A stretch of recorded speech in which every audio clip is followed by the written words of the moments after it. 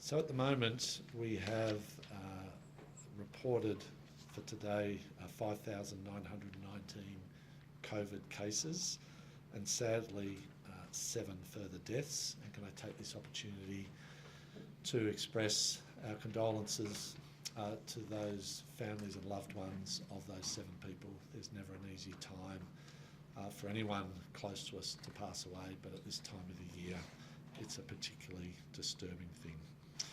We currently have 428 people in hospital with COVID. We have 54 active cases in intensive care, 21 of whom are on a ventilator. We have a further 43 people in ICU who have been cleared of the COVID infection but are still very unwell. We're seeing about a minimum of a third of all of the cases at the moment being the Omicron variant. That has roared up from very little a few weeks ago, and we would expect that if it hasn't become the majority at the moment, it will very shortly become the majority of cases as the Omicron infectivity rates continue to drive the increased numbers of cases of Victorians getting COVID-19. Following both the National Cabinet meeting yesterday and AHPPC advice and my own public health team's advice, we've sought to put in place the isolation and testing requirements for COVID-19 cases and contacts, and those new pandemic orders took effect from 11:59 p.m. last night.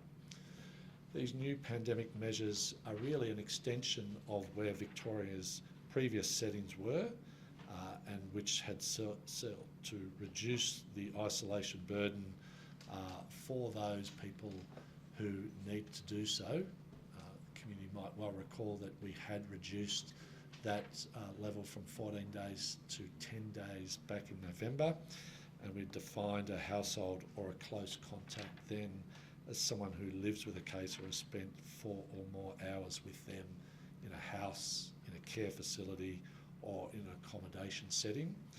And I'm pleased to see that both AHPPC and National Cabinet built its position around those Victorian settings.